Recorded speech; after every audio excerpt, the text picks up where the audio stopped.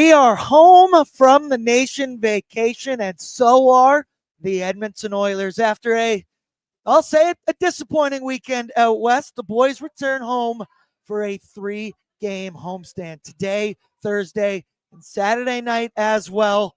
Tonight, they're taking on quite the opponent in the red-hot Utah Mammoth, winners of 7 in a row, 3 on the road. This should be a good one. I'm expecting some electricity, too. Very fast teams, 2 very skilled teams. Oilers, Mammoth, Mammoth, Oilers. But hello, what up, and welcome to Pregaming with Bordzy, brought to you by Bet365. Download the app today, because whatever the moment, it's never ordinary at Bet365. This evening, I am joined by the one, the only Zach Laing, news director here at Oilers Nation, and on a night that is fully loaded in the NHL. 16 games, I believe, going on. There's basically a puck being dropped every 30 minutes from like 4 p.m. Mountain on all night long. This is the man you want with you, because you do the daily fantasy show and the report that you got to do. And for that, I could not imagine the numbers that you had to crunch to head into today. I hope you got some daily lineups. Hope you set your fantasy lineups at home. I had to make some tough start-sit decisions today. But Zachary, how are we doing? I'm sure it's been a busy day for you. Yeah, it certainly has. We had our meeting this morning that we usually do on Tuesdays, and then had the show today. It was a big one. Brock Segan and I from Daily Faceoff, we go live Monday to Friday, talking about the NHL DFS slate. And 16 games, 32 teams, and I think it was something like 128 different line combinations tonight that are playing. So a lot on the go tonight, to say the very least. I've got a nice little warm cup of tea here, and we are true to our name. We are pre-gaming, of course, down here at Dogpatch. Give me a moment. But very excited to be here, Bordzy. You texted me yesterday, and I was like, oh yeah, I'm in. Yeah, I got you in. I said, would you like to come do pre and post with me? Then I mentioned we'll be at Dogpatch, maybe enjoying a few suds and a delicious dinner. You said I had you even before I mentioned the free food and free beer. That's a true man. That's a true friend. Excited to have Zachary down with us. Once again, reminder, come on down to Dogpatch. We're going to be doing this all season long. Keep it locked on our socials. Tonight we're down here. It's a beautiful vibe. It's an unreal sports night. The Blue Jays are already, and they got the TV. Big one here. 75-incher right in front of us, watching the Jays game. Go, Ernie Clement, go. But let's get caught up with the folks in the chat, because here he is. He's back. He's ready to do it again. It's Austin. First comment says, Bordzy, for the love of Christ, you know what to do. My ON fam, let's fucking go. Get the fire started, keep the vibes high, and let's get the job done tonight in our house. Lance Kane's in, and he says, Cup year. Cup year. World Series year. Ooh. Doesn't really flow as well, but I like it, Lance. I like what we're doing here. And doesn't flow because it's not happening, buddy. Brett, okay, don't make me come up there, Brett. Do you see my brand new hat on my head? I'm trying to change the whole juju for the squad. I didn't wear it last night. Showed up this morning. We're ready to roll. We're ready to roll here. This is the new Bordzy and Blue Jays. But Ogs and Logs, in an ode to Veronica, who we miss very much so. Where is she in the chat? He says, Connor McDavid is my favorite player. I love Connor McDavid. Ogs and Logs, that makes 2 of us. And Veronica, we miss you very much. Nobby's in, says Knobloch Masterclass incoming. Who knows? There's been a little discrepancies, I'll say, on the Oilers lineup this morning. Some reports 11-7. Oilers kind of saying 12-6.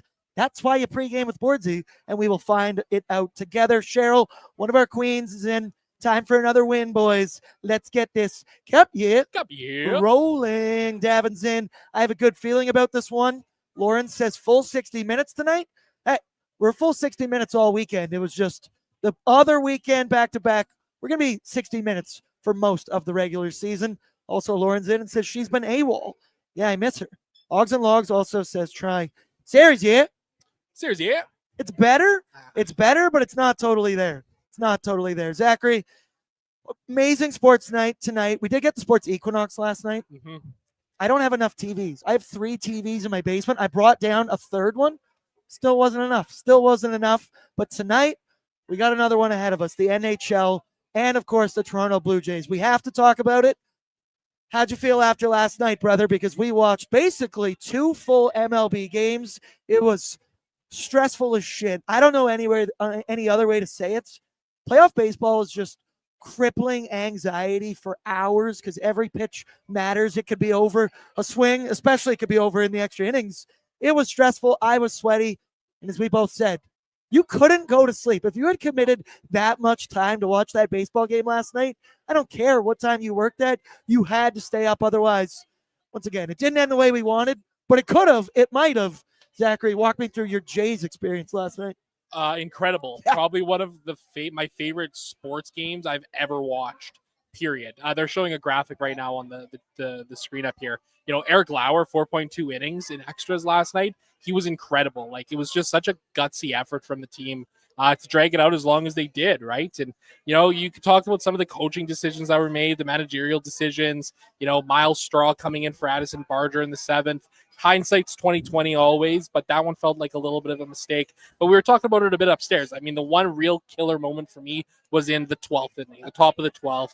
You had the bases loaded, 2 outs, full count, Nathan Lucas going up against Clayton Kershaw, and he swings on 3 balls. I mean, Lucas has been a guy who all year has sat on those. He's taken those walks, and that could have been the real difference maker last night. But hey, the beauty of baseball is it's such a quick turnaround between all these games. I mean, quite literally, we're going here for game 4 already. They were talking about a position player going into pitch last night, and then I was like, oh my God, are they just going to give away a game in the World Series? Then I'm like, wait, is Shohei the position player? But then he was in the dugout. I was in a pretzel last night mentally, I will say.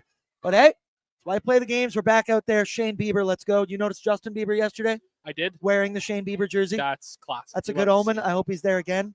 I also don't see Marlins man again. Did you notice that guy yesterday, the Marlins man? Yeah, I did. And you know what? I think it was the same thing in Toronto. Yeah. Like, I think he was there for game 1. He's loaded. He goes to all these games by himself. Kind of a weird thing to do, but hey, shout out him and maybe the Marlins. I don't know if anybody's ever said that before. Also, I'm home for the nation vacation. So we talked about it a bit today on ONE. I just personally wanted to say I had so much fun with all the nation citizens. The best part, I say it all the time, of the nation vacations is putting faces to names, specifically YouTube names. I got to see so many West Coast people out there that are, hey, I'm this guy. Hey, I'm this guy. I watch you all the time. My line to everyone is thank you, because without you, I don't have a job, and I can't believe this is even my job and what we get to do. It was incredible. We can say it now, the Black Frog on Saturday night for the Jays and the Oilers. While it started with a shit ton of optimism, ended a little bit disappointing. You couldn't take the vibes out of that entire place. It was incredible. It was an awesome time. Sunday, we had to work hard. We had to do ONE, incredibly hungover in the morning. Had to watch Drake May tear apart the number 1 defense in the NFL, the Cleveland Browns. And then we got ready at Greta. And Greta YVR, buddy, it's 2 levels. Oh. It's pretty big. The music was bumping. The DJs were beauties. The whole staff, they took great care of me. Got to say, both staffs, I didn't pay a single thing for both nights. At Black Frog and at Greta, they covered my bills entirely. That's why I'm forever in your debt. Thank you to all them and all the faces that came along. You guys know who were on the trip. You know who bumped into. And even if we didn't, I'm sorry. That's why you got to come on some of these nation vacations. We may have, Liam, slightly let the cat out of the bag where we're thinking about going on later this year. We had a couple brews on the show. That's not 100%, but keep it locked on our socials. You'll know when we're doing a nation vacation, and we really want you guys to come. That leads me to, it was 2 Oiler games this weekend, Zach. Both of them ended with losses. Now, they did grab 1 out of a possible 4 points. They took the game to overtime against the Vancouver Canucks. Still disappointing. Did live bet the comeback, so I was feeling it in that one. But I kind of want your general thoughts on the whole weekend. The Seattle game, it was okay. I just felt like Seattle was the more opportunistic team. They capitalized on Oilers' errors. Specifically, some bad pinches by the defense that kind of bing, bang, boom. It's going back the other way. It's a split-second decision. Stuart Skinner, not his greatest performance, I would say. We'll get into that maybe a little bit later. And then the Vancouver game, flat as shit for the Edmonton Oilers yet again. Thought they were going down 3-0. Kiefer Sherwood might be the most electric player in the entire NHL. He was all over it in that hockey game. We saw some lows. Ekholm getting walked. I didn't think Jake Wallman was very good. They did debut some new D pairings. But the boys, they're the third period Edmonton Oilers. They found a way to fight, claw back. They scratch back. They get the one. Of course, they end up losing in overtime to the most electric player in the NHL, Kiefer Sherwood. I guess overall, we talked about it on After Dark, but your overall vibe report of the weekend, were you disappointed, frustrated? How'd you take it? Yeah, it was a little bit My frustrating. memory's a little hazy. That makes sense. I wonder why. What was going on? Let's have another one. You know, admittedly, I thought the Oilers actually played two pretty good hockey games, all things considered. I don't think that it was tremendous or anything like that in either of those games, but I thought they were two of the better games the Oilers have played in a little while here. You know, the Vancouver game, I really liked that. I thought that was a good performance, and I really liked the lines that the Oilers were running. You know, Ryan Nugent-Hopkins up there with McDavid and Mangiapane. Jack Roslovic, he had a tremendous game, a goal and assist. Snipe on that one. Oh, yeah. He looked like a 20-goal scorer. He really did, and it looks like he's starting to kind of come around a little bit and start to turn it on here. So I'm intrigued to see what happens here tonight. You know, the lines are staying the same as they were from Sunday night's game, and you obviously like to see that because, as we've talked about on all the shows, the website, everything like that, you know, the blender has been out in very full force so far this season. So I think now we're kind of getting to a point where, okay, you know, we're 10 games into the season. It's time to start to see some things start to develop, the chemistry and all this kind of stuff. You know, obviously not having Zach Hyman in the lineup has definitely been an issue, right? Because he's always stapled up there on that top line. So it makes things a little bit easier when Hyman's in the lineup because you can say, okay, McDavid, Nuge, Hyman, you guys go do your thing, and then we'll figure out the rest of it, right? So, but yeah, hopefully things start to settle down here a little bit in terms of the lines. Everybody starts to get a little more chemistry, gel a little bit more, and can start to go from there. It's time to cook. It was also, you could feel the forward pairing stayed together for pretty much the entire hockey game on Sunday, but Nobby decided to change up the D pairings. Can only do one at a time, can't do them all, so we're tinkering with the back end currently. But then the other thing of note is that the Oilers are playing this game back at home in Rogers Place, where, as I mentioned off the hop, we got a 3-game homestand this week. Tonight against the Utah Mammoth, almost said hockey club. Close one there. Thursday against the New York Rangers. Saturday against the Chicago Blackhawks. It's been talked about a lot. The Oilers have been on the road quite a bit. I joke that it's an extended 8-game road trip when they had the 1 game at home against the Montreal Canadiens. Yes, they got their beds, but it was just on the path back out to the West Coast all the way from the East Coast. And we all know home cooking is nice. The Oilers, in general, play better on home ice. The power play tends to be better. The big dogs tend to bark when they're back on home ice. And then there's even some statistics. The Oilers, small sample size, will show you the need to know, but they average 6 more shots on goal per game on home ice so far this season. Talk about what do you think coming back to home ice for a week here, sleeping in your own beds, Stuart Skinner back in the net on home ice. This was much needed. I think the Oilers needed an entire week to kind of chill out, relax at home. Yeah, absolutely. I think this is a great opportunity for, you know, as I kind of just talked about, them to gel a little bit more here, right? You know, the Oilers, we've seen it for years now. They've been a better team at home than they have been on the road. They're more offensively productive. They get more done. They win more hockey games. I think this is just a really good opportunity for that to happen here. Listen, the Oilers know that they're not playing very good hockey right now. It's not like it's some big secret or anything like that. I think them coming back here to Edmonton on home ice, you know, they're going to be motivated to want to, you know, show up in front of their home fans here. So I'm expecting a big game from the Oilers tonight. I really am. I think this is a big opportunity for them to have a really nice win tonight. And well, we kind of debated this upstairs a little bit, so it's a good time to get into it. That I said both games this past weekend, I was disappointed because those were both on paper winnable hockey games. I understand the Kraken have good numbers to start the season. The Vancouver Canucks, they're the Canucks. It should have been a 4-point nation vacation weekend. Unfortunately, we only got 1. And then tonight, you get to this point. Nice, we got a little fan here joining us, watching away. You're taking on the Utah Mammoth, who are, if you haven't checked, one of the best teams in the NHL thus far this season. They are tied for first place in the whole league. Same amount of points, 16, I believe, with the Devils. The Devils have only played 9 games this season. They're first in the Central Division. They're first in the entire Western Conference. And as I mentioned, they have won 7 games in a row heading into tonight. They're 8-2 overall on the season out of the Avalanche, who have 4 overtime losses already.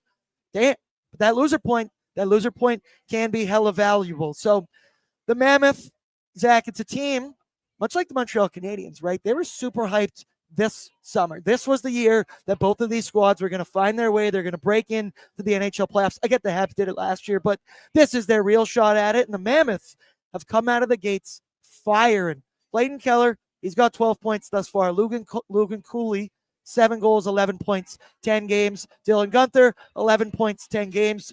The weird one, Nick Schmaltz, who's tied for the league lead in points. Yes, Nick Schmaltz has 16 points in 10 games thus far. They've gotten good goaltending. Karel Vejmelka, 6-1 record, above 900 save percentage. Mikhail Sergachev leading on the back end, eating minutes for the squad and playing in all situations. The Mammoth, the uprising, I'll say here, of the Mammoth isn't a surprise to a lot of people, but maybe an 8-2 start, 7 in a row. I don't know if we were expecting this. They look damn good right now. Yeah, they absolutely do, man. They've been cruising at a really good clip so far this season. But you know what happened to the Mammoth in real life, right? There was an eventual extinction. And I feel like this could be a spot for the Edmonton Oilers to kind of snap this winning streak that they've been having. Offensively, obviously, they're on an absolute heater right now. I think when you dig into the underlying numbers, especially offensively, they maybe haven't been quite as strong as the stretch is showing here. Defensively, they're a really solid hockey club. Don't make any mistake about it. But I think offensively, the Oilers are a team that can slow them down. Listen, the Oilers, for all of their faults and all of the defensive miscues that we see happening and the boneheaded mistakes here and there and everywhere from the players, the Oilers are an extremely good defensive hockey team. They are one of the top 5 best defensive hockey clubs in the entire NHL, mistakes, miscues aside. So I'm really intrigued to see kind of what happens here in this game. You know, does this game open up? Is it a high-flying offensive game where back and forth they're trading goals all night long? You know, are the Oilers able to shut things down? And I think most importantly, are the Oilers able to get their offensive game going? Right? I think that's one of the biggest things we really need to see from the Edmonton Oilers. You know, they've only scored more than 3 goals once this season. That is very unlike the Edmonton Oilers. The 5v5 offense for the Edmonton Oilers just has not been up to par thus far this season. The power play has been good. We'll get into it later. The special teams actually been pretty surprising for the Edmonton Oilers, specifically the penalty kill. But this Mammoth team, they play fast. We had, what is his name? I'm blanking on Cole Bagley, who's the digital media insider for the Utah Mammoth on ONE earlier today. And the point he made was buckle up because they play fast. And we know the Edmonton Oilers love to get in some track meets from time to time. But I do like your point because obviously emotion gets into it and we've been frustrated. There's been a lot of defensive miscues, missed breakout passes coming out of the Oilers' end. But I would argue that the structure of the Edmonton Oilers defense has actually been pretty good when in their own end. It's just those miscues and mistakes, which once again, that is a part of it. But I do think the Oilers, if you take out the dumb mistakes, the solvable issues that have been plaguing them thus far this season, there's some good stuff. There's some meat left on those bones there for the Oilers structure. Let's go now to your need-to-know information, courtesy of Wilhauk Beef Jerky. And I believe the need to know, did the Dodgers take a 1-0 lead? They did. Motherfucker. Okay. Wilhauk Beef Jerky, they won't let you down. Only the finest tasting meat products earn that Wilhauk name. Made from 100% Alberta beef, their jerky is aged, seasoned, smoked, and marinated to savory perfection. They'll gladly fill orders of any size, and you can get their jerky, sausage, and other products out of their Leduc location. And for more information, head on over to WilhaukBeefJerky.com. So, I'm going to be real with you, people. I'm a little confused about the Edmonton Oilers lineup tonight and what they are going to look like. So, Bert, could you pull up first Tony Brower's lineup? And this is what the Edmonton Oilers, I was reading their, pregame articles and they got going on. So the way Brower and the Oilers have it listed is a 12-6 lineup. It's Nuge, McDavid, Mangiapane, Pods, Dry, Roslovic, Matt Savoy with Rico and Trent Frederick, and then Ice Howard, that's what I'm calling him now, with Tommy Smokes and Noah Philp. Then your D pairings, we're going to keep it the same as it was on the weekend. Nurse with Bouchard, Ekholm with Wallman, Kulak with Ty Emberson. Then you see Regula and Stetcher as the fourth pair. So that's what the Oilers have been posting. That's what Brower posted. Bert, if you could now hit it. Our pal Jason Gregor also put out a lineup earlier today. He did have one little thing in there. He has Regula possibly. The Oilers going possibly 11-7. From what else we've read today and heard, it's not going to be Regula. It could be Stetcher as the 7th defenseman, and the Oilers going with 11 forwards. I don't know if confirmed. I don't know. Maybe the internet people in the chat can help play along. I know the Oilers will hit the ice in probably 10 minutes or so. My question to you, Zachary, and it's a fun one to kind of ask, which one of those lineups would you rather have? Would you like the Oilers to go 11-7, try and get some of that 5v5 run and gun, everybody play with Connor McDavid, or do you want to go 12-6? I think I like the 12-6 approach better. Yeah. And that's largely because, it would mean Noah Philp is in the lineup. I don't like the fact that he has sat a couple of games here. He sat after he scored his first goal of his career earlier this season. He sat over the weekend as well. I don't like it. He's a very good defensive hockey player. And for these Edmonton Oilers, especially going up against this Utah team here, like the Oilers need their best defensive players in the lineup. I mean, you need your best players in your lineup every single night, but I think Philp is the guy you got to have in there. Going 11-7 right now, I don't really think it makes a ton of sense. Do we really need to be loading up McDavid and Draisaitl with extra minutes more than the egregious amount they're already playing on a nightly basis? My answer to that is no. So I'd like to see the 12-6, but hey, you know what? In Nobby we trust, I suppose. It's always in Nobby we trust. It's always gonna be in Nobby we trust. I like this one from Amanda. I want whatever lineup plays hockey for 60 minutes. Well said. That's a fair point, Amanda. That's probably actually first on the bulletin board for the Edmonton Oilers. Lance points out Jason did have a one-on-one with Nobby today. In Nobby we trust, and Jason Greger we trust here at Oilers Nation. For me, if I had the choice, I think it's too early to be going 11-7. I think 12-6, being on home ice, you will get the matchups you want. And we keep preaching it. Let's maybe we got 3 home games this week.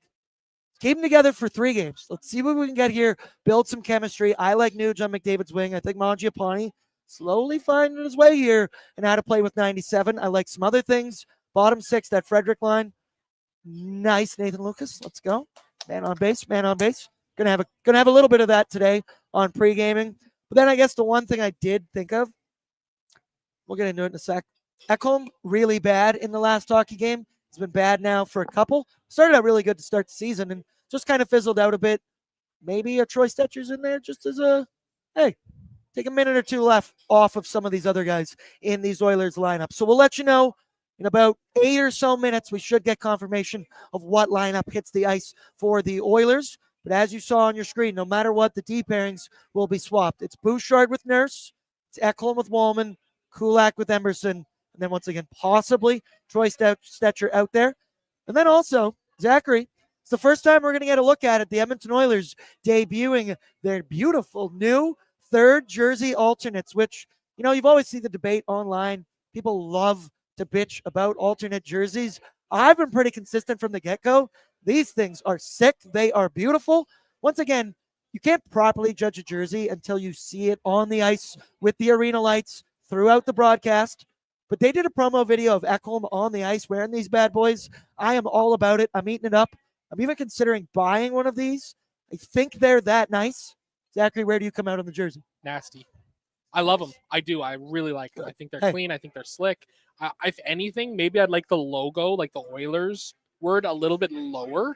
It maybe feels a little bit high up, right? Maybe a little bit lower. But other than that, I love it. I think it's a really nice look. I like the cream color of these, a nice bright orange, the deep blue. It all fits together really well. It reminds me of the Heritage Classic jersey from a couple of years ago, right? Slightly different shades here, but I think it's really slick. I think it's better than the other one as well. And there's no shit brown pants or gloves that are going to go with it as well.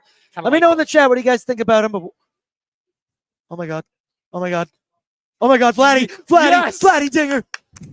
Woo! Suck it, Brett. Fucking away. Yeah. Brett's Shake my hand. For everybody that doesn't know that. For everybody that doesn't know. Resident LA Dodgers fan, Vladdy, you. Been waiting for this. Been waiting. Brett's got a soundboard now, and he's just having his way with it. He's been great at it this weekend. Yeah, I'm seeing the love in the chat right now. Everybody's a little excited. That's why we're pre-gaming. It's just a live stream of the Blue Jays. Also, Blue Jays guys here at the Nation Network, they do awesome stuff. Their streams have been incredible. Today, yeah, they live stream every single game. I'm pretty sure yesterday they had like over 200,000 views. Yeah, Tyler was saying it this morning. Over 250,000 views. Yeah, I think it was 270. I want to say. Unbelievable. Unbelievable stuff from them. Oh, let's keep it going. It's fine. Whatever. Boys take the lead. 2-1 for the Jays. Okay. Also, look at this one. Look at this one. Were they saying boo or boo earns? Hey, you're talking to 2 guys. We're going to get that reference. I appreciate that. Back to your need to know information. Holy shit, he pimped that ball. He Yeah, knew that what he was was- doing. See, this will technically be the first Oilers game against the Mammoth.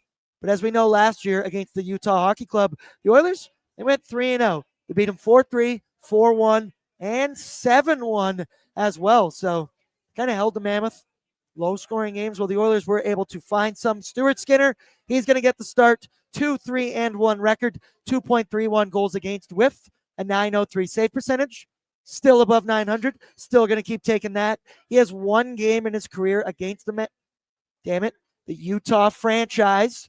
Played once last year on New Year's Eve where he stopped 26 of 27 shots, and he got the big old W. On the other side, it's the Utah Mammoth, 8-2-0 on the season, winners of 7 in a row. They have been on 3 games already on a road trip. This is their final of the 4-game trip, and then they're going to be heading back home. You see it there on your screen.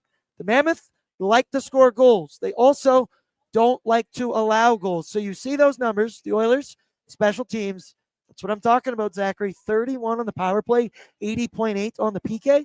Sign me up for some of that all season. We know the power play.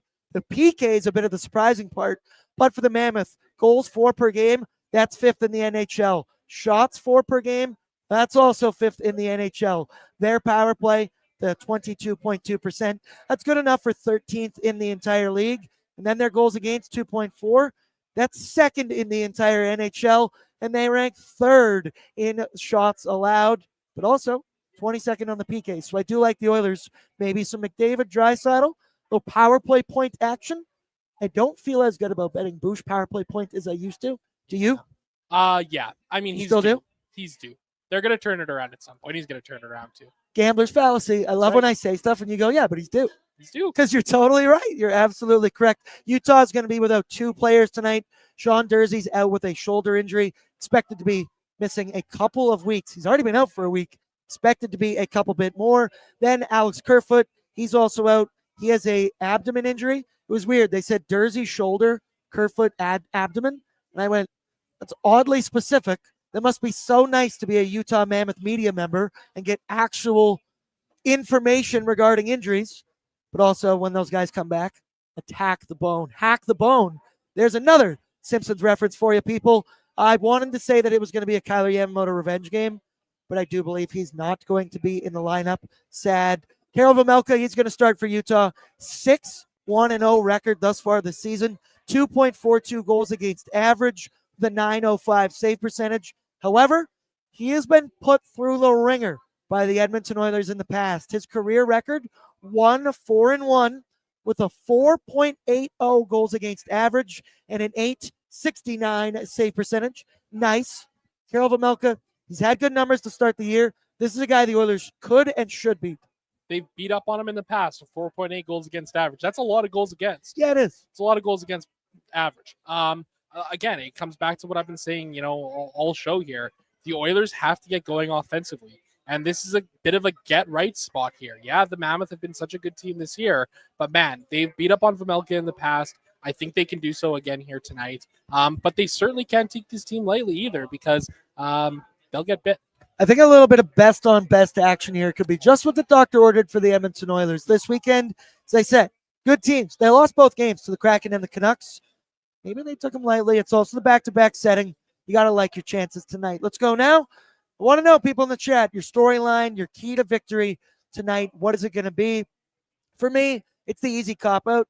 The storyline of this is being back on home ice, and it is basically enough fucking around time. It's 10 games into the season. That's a solid, 8% of 82 games, something like that. Not much of a math guy. That is a sizable stretch. That is enough to know what you are. And so far, what the Oilers have been is not that great of an offensive 5v5 team. They're still trying to find their way. A lot of new faces. You've seen guys like Jack Roslovic starting to find his way. Ice Howard looks better. Matt Savoy. I thought Trent Frederick had maybe his best period ever as an Edmonton Oiler in the third period against the Canucks. He was energetic. He found his identity. He was hitting bodies. Let's build on that on home ice. You're going to get the matchups you want. You're going to have the crowd behind you. You got to sleep in your own bed. You got to eat your home-cooked meal. Enough fucking around time. It's time to go here for the Oilers. And as I mentioned before, the numbers, it's not that great of a sample size. The Oilers 2-0-1 at home. They're 2-4-1 on the road. But in the 3 home games compared to the road games, they have 6 more shots on goal per game. Funnel pucks to the net. I feel like I've been a broken record lately. You need the urgency to start the game hot. Hopefully the crowd is something you can feed off of that. You need to shoot the puck, play that simple style, traffic in front. All of that just happens more on home ice. You just feel better on home ice. The storyline, home cooking, get it done. Yeah, absolutely. Great storyline here for this Edmonton Oilers team. Been a long start to the season for them, right? It is. You know, you get a couple of home games to kick things off, and like you said, it's pretty much just been one big, long, extended road trip. Now they actually have a chance to play 3 straight at home over the course of this next week, a number of days here. So I'm fascinated to see what happens here. I think they got to start to turn this corner and really get rolling here. I could just watch Vladdy take Shohei deep a million times over and over. Shane Bieber just struck out Shohei Ohtani. Give me your strike call. Give me strike 3. Just give it to you. Strike 3. Well, that's a strong one. That was good. That's good. I'm going to go with that. Yeah, so your storyline, you agree with that? Yeah. We're still going to keep it locked here because we're waiting for some tweets. Going to see some information here regarding the Edmonton Oilers and their lineup. But there's one thing that, Zach, I feel a little lied to start the NHL season because Connor McDavid is not following through on his promise to shoot the puck a little bit more. He said it all summer, and I frankly bet way too many Connor McDavid goal props for him to be disappointing me like this year. I say that kiddingly. He's Connor. Do whatever the hell you want. Don't listen to me. But Tyler on ONE today did provide some solid numbers, some solid evidence that this guy really isn't shooting the puck the way that he has promised. So Bert pulls it up on a screen here for you. It's tracking McDavid's shot totals, the shot numbers. I believe these are all per 60 for McDavid in the last couple of years. See, look, 5v5. You start to stare, I mean, at all the categories, but 2022, 2023, that's the year McDavid lit it up. Look at that power play number, 20 shots per 60. This year, when you look at it, it's down to 10. From 21-22, down 9.35 to 6.69. Shot attempts is what that is in the third category. A little confusing. We'll give Tyler a break at all strength. It's down to 12.98 this season. He has 1 goal thus far this season. You look at the point totals. He is a point-per-game player. I believe 10 games so far. He has 12 points, 1 goal, 11 assists. But Zachary, McDavid lied to me. He said he was going to shoot the puck more than he has been so far this season. And some of the frustration, right? It's the overpassing. It's the lack of simplicity. Leon Draisaitl said it a lot during his interview today. The word, he probably said it 3 or 4 times. Urgency, specifically to start the game. And I think that's something that McDavid has been slowly finding in third periods lately for the Edmonton Oilers. But I would like him to apply that to the first period. We know he's the best player on planet Earth. We know he can score as many goals as he wants in the NHL. He just needs to start shooting the puck a little bit more. Bordzy, we have been hoodwinked, bamboozled, led astray, Run amok, and flat out deceived so far this season. Connor McDavid just has not been shooting the puck. I think the most concerning thing for me about all of that is the shot attempts and the significant drop-off there. It's one thing to be taking shot attempts and them not getting to the net, but it's another thing to just have that volume kind of falling off entirely. He's a great shooter. He's a great NHL player. He needs to shoot the puck. I also think this is a little bit of a product of the Oilers as a whole here, right? This is an Oilers team who almost spends too much time looking for the perfect play, right? Too much time on the power play, trying to feed it down to Draisaitl, trying to set up Bouchard on the point. They need to try and bring some different elements and some different approaches and attacks in the offensive zone. And it starts with a guy like Connor McDavid, and it can start with him shooting the puck. Every team out there knows right now that Connor McDavid isn't shooting the puck a whole lot, right? So what's the one thing that he can go out there and do? Shoot the puck. That's how you score goals. It's the only way to do it. And we talk about it so much. He's been talking about it that they just aren't finding their flow. They aren't completing passes here and there. Fuck passing. Let's start ripping the pill here. Left, right, and center. Once again, I always feel weird. Oh, no, I'm waiting for Brett to grab it. And then we can walk it through. We did get lineup news. I'll wait for Brett to grab. All I can say, trust in Jason Gregor. Because Jason Gregor, he knows what he's doing. He did have a one-on-one with Nobby today. Bob Stauffer is in, and he says Davo in hibernation mode right now. But when the bear wakes up, absolutely, and hopefully some home cooking. Look at how beautiful that pink sky is out in Dodger Stadium. I hate the Dodgers, but that stadium does look very nice. Hate the Dodgers. Hate the Dodgers. Don't hate Brett. But but definitely hate the Dodgers. Also, Southpaw Zen says it's like it was all just too easy for McDavid, and he lost his killer instinct. He loves to pass. I don't know about that of killer instinct. We saw him have it during the NHL playoffs, but he's just been a little bit more hesitant. He's doing a little bit of deferring. He's thinking about the other guys being the playmaker, be the play driver, Connor McDavid. We got it from our pal Bert. Let's show the folks here because the Edmonton Oilers are, in fact, going to go 11-7. Your top line of Ryan Nugent-Hopkins, Connor McDavid, and Andrew Mangiapane. Second line, Vasily Podkolzin with Leon Draisaitl and Jack Roslovic. Your third line, Savoy, Rico, and Frederick. And then your fourth pairing, I guess your fourth line, whatever you want to say, your 11 forwards to round it out. Ice Howard with Tommy Smokes. Then your deep pairings, Nurse with Bouchard, Ekholm with Wallman, Kulak with Emberson, and Troy Stetcher going to be the seventh D-man. Stuart Skinner is going to get the start.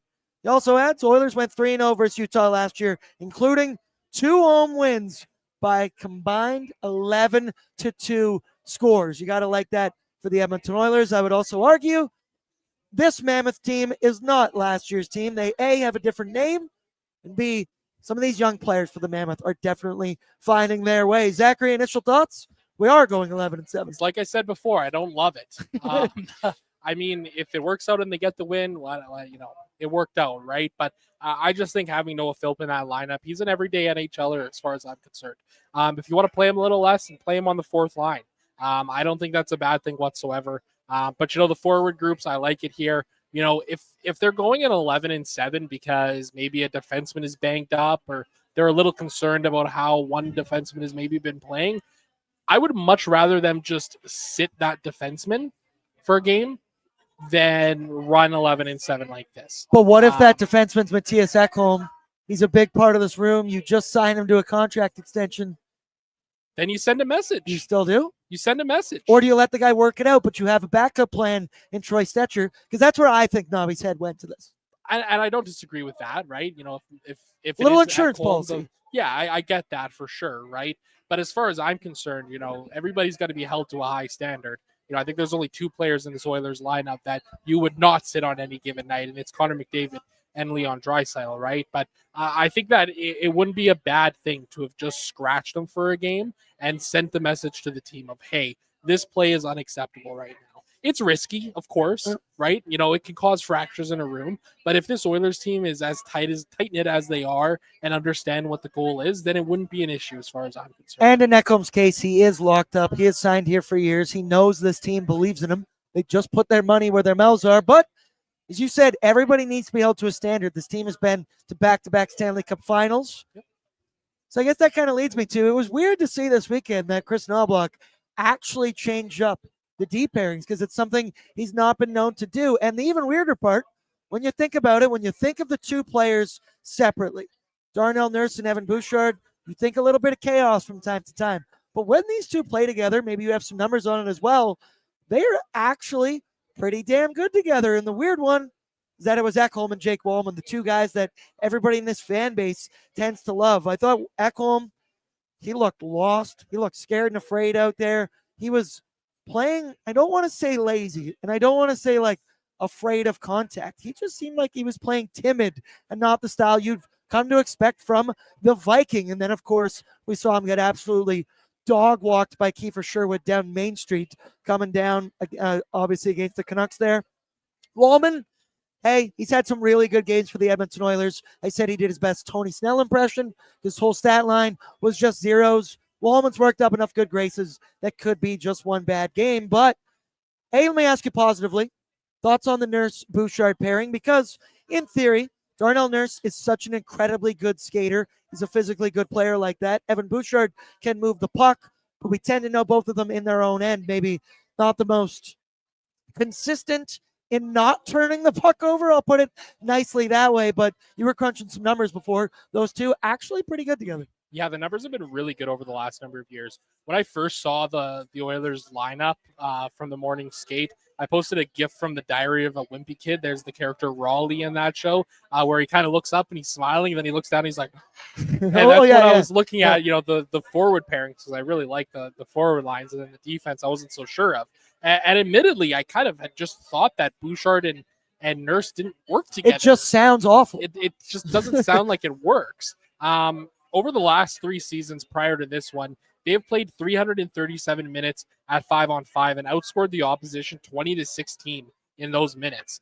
They've generated 23 expected goals for and allowed only 13.7 expected goals against, 62% expected goal share with them on the ice. Like, that's stunningly good. That's good. 65% high danger share, 60% scoring chance share. Like, the numbers have been tremendous, and all of this with like an 850 or an 895 save percentage on ice, like a sub 900 save percentage when they're on the ice, and they're still able to do this. So, hey, listen, if it works, it works. Like, I'm all for Darnell Nurse and Evan Bouchard working as a pairing. I hope that it works out. I think in theory you could maybe see it, especially from a transitioning the puck up the ice. Evan Bouchard, such a great first pass, right? Not necessarily a guy who could skate the puck out of the zone very effectively, but what does Daryl do really well? He skates the puck really well, and he can get out of the zone that way. So I think when you look at the fact that these guys are going to be playing with Connor McDavid and Ryan Nugent-Hopkins on that top line,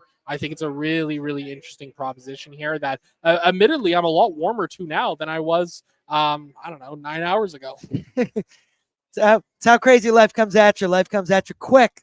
The other thing I want to mention, Brett, maybe pull up the head-to-head tail of the tape between the Oilers and the Mammoths one more time, because it's the special teams numbers here for the Oilers, which have been excellent for me. Obviously, the power play is the Edmonton Oilers. It's 31%, which is good enough for 5th in the entire NHL. But the penalty kill sitting at 81%, which is now 13th in the entire league. And it's a penalty kill that last season was putrid at points during the NHL playoffs. Did not look very good for stretches. You've then lost guys like Connor Brown. Matthias Janmark hasn't played this season, but here they are, 10 games in, which is a solid sample size for anyone in this league, 80.8%. Hey, they say there's several phases of the game for a reason. I can even bring in the power play. There were some people this weekend, especially after the Habs game. The Oilers won because of the power play. We're back to power play merchants once again.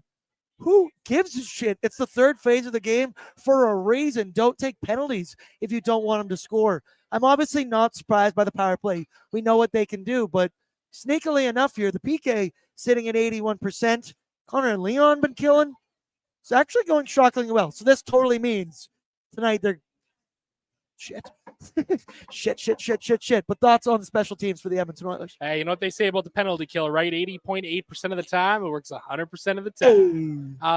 Surprisingly been fairly solid on the penalty kill this year. And I love the idea of McDavid and Draisaitl out there killing a penalty together, because it just adds such an interesting element and such, an element that the opposing power play has to think about. Right? You have to worry about Connor McDavid and Leon Draisaitl being out there on the ice.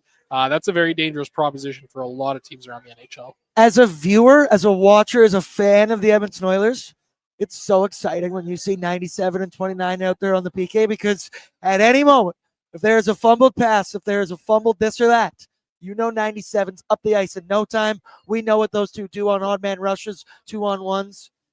I love it. And I get some people, you don't want to block in shots. Maybe you just save it for the end of the penalty kill. Any capacity, I will take it if you want to put 97 out there. Let's go now to the starting goaltender report, brought to you by Odd Company Nation Beer Everyday Lagers. Perfect for game day, perfect for every day of the week. You can find them 2 Odd Company locations in the city, or go to liquorconnect.com and find out which local liquor stores are carrying these beautiful, delicious cans. Let's show the people here, Bert. You can show them the can if you want, or you can show them the goaltenders, the tail of the tape. It's Stuart Skinner against Karel Vejmelka. Look at Stu, 2-3-1 record with a 231 goals against and a 903 save percentage with 1 SO. I'm not going to say it. And then Vejmelka, 6-1-0 record, 243 goals against with a 905 save percentage. Stuart Skinner, his last game against the Seattle Kraken, it wasn't great. If anything, I said he looked much more like 2024, 2025. Stuart Skinner, to be fair, the goals he let in were counterattack, odd man rushes from the Kraken. But I will say, looked like he was flopping like a little bit of a fish out there in his crease, which was something we saw a lot last season. I am not going to overreact to anything. It is one game. You're allowed to have a bad game. But against this Utah Mammoth offense, which we've covered, scores, they shoot the puck, they're on the power play pretty well. This is a dangerous squad for Stuart Skinner, but I know I have all the confidence in the world, and I haven't even checked with you, but I know you have all the confidence in Stuart Skinner. Yeah, I'm a believer. Truther, not believer, truther. I love that.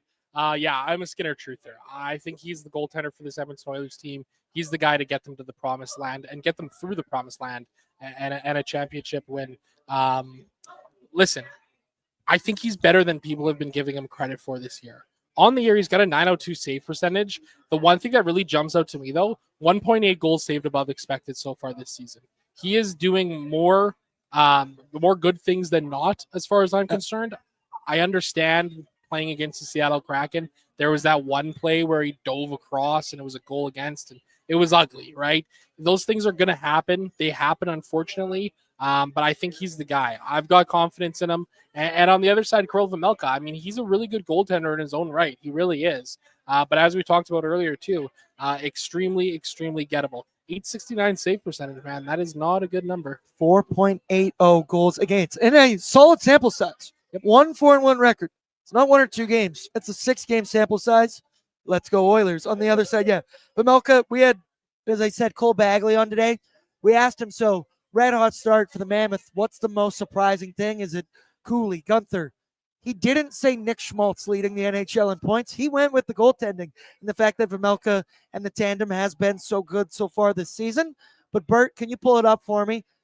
Oilers Nation goalie reporter Liam Horban was doing the hard hitting research, the real stuff, investigative journalism you need to do. And when you look at this, Vejmelka, left-hand blocker side, also getting delivered beers here right on cue. Dogpatch is the fucking best. Cheers. You look at that. His blocker side, 77%, 10 of 13 saves. You look over his ear, 50%. You even look up left shoulder high, so I think that's the area. And we also talk blocker side. Who likes to shoot blocker side? One Ryan Nugent Hopkins. Death, taxes, Ryan Nugent Hopkins going low. Blocker. Carol Quinn's in, says 11 forward, 7 defensemen. Yes, it is. Let's go now to the away lineup, which is brought to you by Greta Bar. Could be anywhere, because I was just at Greta Bar YVR. They are all over the country. I did find out how many fans watch Pregaming, how watch After Dark, watch ONE that do not live in Edmonton. It was awesome to meet you guys down there. Greta Bar YVR. Okay, also, and I need to say this, Greta just updated their menu, and we don't have any currently right in the next 2-week events going down at Greta. They have been posting about this spicy vodka rigatoni pasta that they've got a new menu at Greta. I'm salivating thinking about it. They keep posting it online. I keep seeing it. I might need to DoorDash something at some point this week, but shout out to Greta Bar Anywhere, the place to be, arcade, bar, street food. Bert, pull it up for me, the lineup we expect here for the Utah Mammoth. Your top line, Clayton Keller with Barrett Hayton and Nick Schmaltz. Your second line, and the one I'm scared of, JJ Peterka with Logan Cooley and Dylan Gunther. Your third line, Lawson Krause, Jack McBain with Michael Carsoni? No idea. Brett, you tell me. No, he's not in the room. I believe it's Carconi. I thought it was Carconi a lot. Okay, fourth line, Liam O'Brien with Kevin Stenlund and Brandon Tanev. Your deep pairings, the leader of that back end, Mikhail Sergachev with Dmitry Simashev, Nate Schmidt with John Marino, Ian Cole with Ollie Mata. So I get that they're the second line, but that trio of JJ Peterka, Logan Cooley, and Dylan Gunther is unreal. Cooley and Gunther are becoming stars right in front of our eyes. They're called the young ones on this team. It's funny because all three of those guys are below 23 years of age. But for Cooley and Gunther, they're homegrown draft picks, right? 2021, 2022. They are starting to hit their stride right now. Cooley, 7 goals, 4 assists in 10 games. Gunther, 4 goals, 10 assists, 10 games. They're eating it up. JJ Peterka, I believe he has 9 in 10 games as well. And what Cole Bagley was telling us is this trio plays fast and that the way they work together, Logan Cooley, he's an elite centerman or will be one day, can do a little bit of everything. Dylan Guenther is your prototypical sniper on the wing, never met a shot he didn't like. And then he said J.J. Peterka has been a bit of a play driver, puck carrier, puck transporter into the zone. He said he's the guy driving it to the net. He's the guy bringing it in, dropping it back to this guy or the cross-ice feed. And that trio has been getting it done so far this season. And the Oilers, hey, we got home ice so we can properly get the matchups you want out there, but these three might one day soon become matchup-proof players in the NHL. Yeah, absolutely. I mean, this is a potent lineup, make no mistake. Some very, very good players here. Going to be interested to see the way the Edmonton Oilers handle this. Utah kind of divvies up their minutes very similar to how Edmonton does, where the top six plays a large amount of the game. 60% of the game goes towards those top lines. So how are the Oilers going to match up? Talked about it earlier, the DFS hockey report that Brock and I do. He breaks down all of the matchups and the line charts and everything like that. He has got the Oilers top line playing 47% of their minutes up against Utah 2 tonight. The second line for the Oilers is going to be a bit of a blend of all four lines, while he's expecting the Oilers third line to play against that second line and that third line and the Oilers fourth line, which has been, or it's going to be David Tomasek and Isaac Howard and probably Connor McDavid. Let's be real here. Largely going up against that top line for the Mammoth. So going to be fascinating to see this one shakes out here. But a very, very potent top six and a third line that's still generating a lot too. Just haven't quite found a way to capitalize yet. And then, as we all predicted this season, Nick Schmaltz, of course, is tied for the league lead in points. 16 in 10 games. Wild. I get he's been a very good player for a couple years now. Past 4 seasons, he's hit 20-plus goals in each year. But he is starting to find it right now, man. He's playing with Clayton Keller, Barrett Hayton. As you just kind of said there, that top six is pretty nasty. But Schmaltz, he's obviously not playing with Guenther and Cooley and Peterka 5v5. But on the power play, Schmaltz, he's been finding his way. He already has 6 power play points in 10 games, 3 of which have been goals. So the Oilers PK, it's been better. This is a team I do not want to fuck with and give them the man advantage. They've got some of that elite talent that a lot of teams in the NHL don't have. Scared to see them a couple seasons from now. But let's talk bets, brother. It's time for Bordzy's Bankroll, brought to you by Bet365. Download the app today because whatever the moment, it's never ordinary at Bet365. Download the app today. Must be 19 plus. Please play responsibly. Can we be real with you? I didn't really hit many bets this weekend. I was betting on the Oilers. I was betting on the Jays. Betting on football. It was tough. I did so responsibly. I feel really good about tonight's Bordzy Bankroll. I didn't feel that confident during the weekend. It was weird. Today on O&E, Liam and Jay were talking. I don't know what to bet. I'm not seeing the board well at all tonight. I feel the exact opposite. I feel great about these picks. Bert, pull it up for me. We're kicking it off. Oh, that's the lineup. Yep, there we go. We're going to go with Matthias Ekholm for 2+ blocked shots tonight. Matthias has hit this in 5 straight hockey games. Yes, he had a bad one on Sunday against the Vancouver Canucks, but he's been eating pucks, and I think that's the thing that translates also when your game isn't maybe up to par where you'd like it to be. You got to get in front of some rubber. Over his last 5 games, he has 15 blocked shots, so he's averaging 3 per game. The other one, Darnell Nurse, 2+ shots at -175. Darnell has hit this in 4 of his last 5 games. He's got 7 total shots in his last 2 games. And I think the fact that he's going to be playing top pairing minutes with Evan Bouchard, we talk about him being the puck transporter into the zone. I don't know if you ever watched the Oilers. Sometimes Darnell Nurse just throws useless shots on net as he's coming into the zone. I would like to profit off of some of said shots. And then finally, I believe in the man, Stuart Skinner, for a couple of reasons. And I know you also pushed back on it for a little bit. It's kind of the rock and a hard place here. Stuart Skinner over 23.5 saves. I think this is a bounce back spot for Stu. You're back on home ice. He beat the hockey club last season, had a great game, made 26 saves in that hockey game. But the other thing that makes me more confident about this, and the bet, not the game in general, is that the Utah Mammoth, they rip the puck on net. They average 30.2 shots per game, 5th in the entire NHL. But the Oilers tend to not allow a lot of shots against so far this season. Who knows what's going to happen? I'm kind of banking on a run and gun track meet style of game this evening. So I'm going with those parlayed together, all three, plus 450. It's kind of right in my sweet spot for a Bordzy bankroll. Which of those three do you like the most? I like them. I mean, I think for me, I we were talking about it before. You're worried about Skinner. You're worried about Skinner. A little worried about it, but getting that one at even money, I don't mind that. I don't mind that one for sure. One juicy one that I got my eye on tonight, Ryan Nugent-Hopkins scored 2+ points, plus 265. That feels a little bit high. On the top line with Connor McDavid? It feels a little bit high. It does. I kind of want some of that. And I pointed out Death Tax's neutral blocker, Carol Vamelka. That's right. All right, I'll join you. I'll get a little bit of Ryan Nugent-Hopkins action. You got any other bets going on? Nope, that's going to be it, man. Bert, what about you up there, the voice of God, who my producer, Brett Holden, got to say, I hate that he has to hear this because I don't want to compliment him, but I will. Bang up job all weekend. We're out in Vancouver. Little sloppy, a little rough for the boys. We're not thinking straight. We're not thinking the clearest. Brett, absolutely bang up job. He got the clips out on time. He did just everything. Makes their life so much easier on the road when you can just plug in your camera, plug in your microphone. Everything's already in there. You feel safe when Brett's running the show. I feel safe.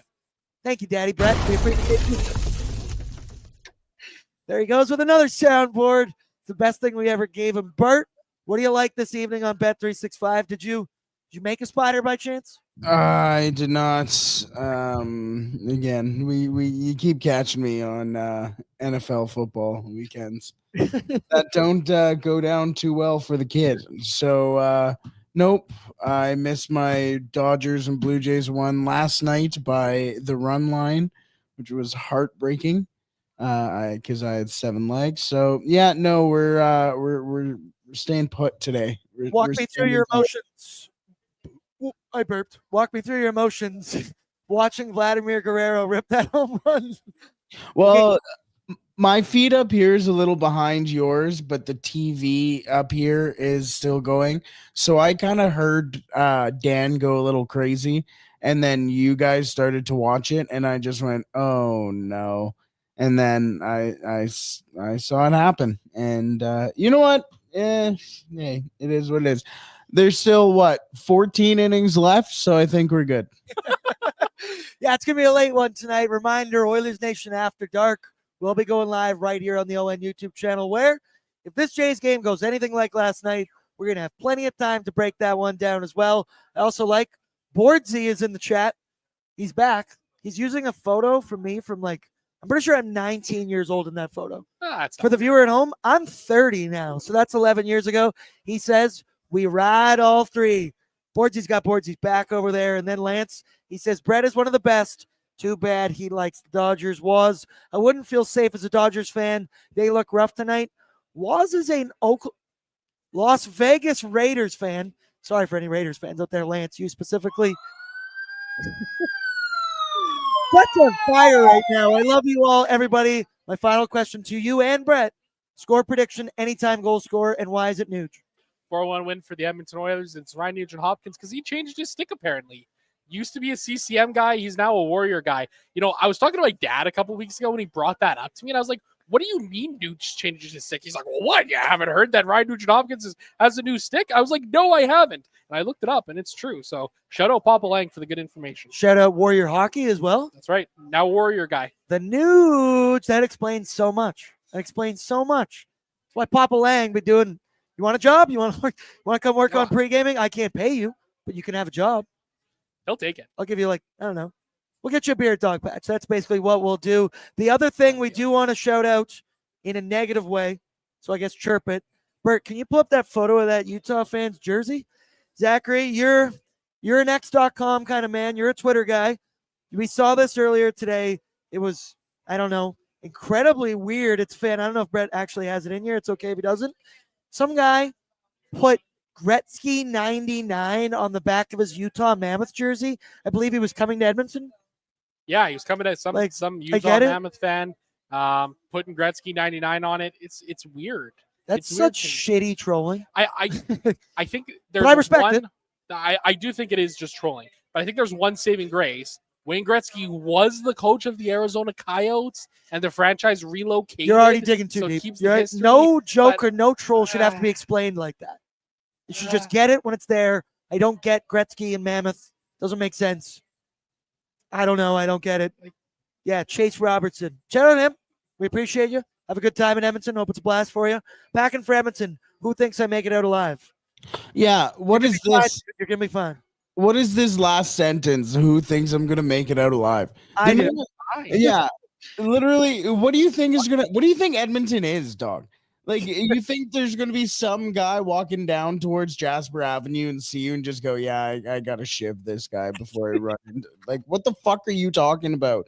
Like, everyone's gonna look at you and laugh and sit there and go, "Well, that's pretty stupid. I don't know why you wasted your money on that, dork." No one's gonna fucking pull out a shank and fucking cut you like a pig. Exactly. I really couldn't have said that better myself. Either way, Chase, hope you have a good time. In Edmonton as a whole, hope you have a horrible evening tonight, but not because somebody beats you up or shivs you, as Brett so eloquently put it. That'll do it for us tonight on Pregaming. Me, Zach Laing, Brett Holden. We will be live once again, ONAD, right here on the ON YouTube channel for the conclusion of the hockey game and the Blue Jays. Zachary, it's nice down here in Dogpatch, eh? It really is. These are real records. These are I know, real it's speakers. cool. This is like legitimate. It's cool as hell. Also, wait, Bert, pull up the DJ camera. Can we say goodbye this way? Can we swap them out? There it is. So for some reason, we have this as well because there's a DJ booth here from time to time. It's pretty cool. You could imagine if I was Rickety. All right, people. I love you all. We'll talk in a couple hours on Oilersnation After Dark. Good luck on the Bet365 Battlegrounds. Go Jays. Go Jays.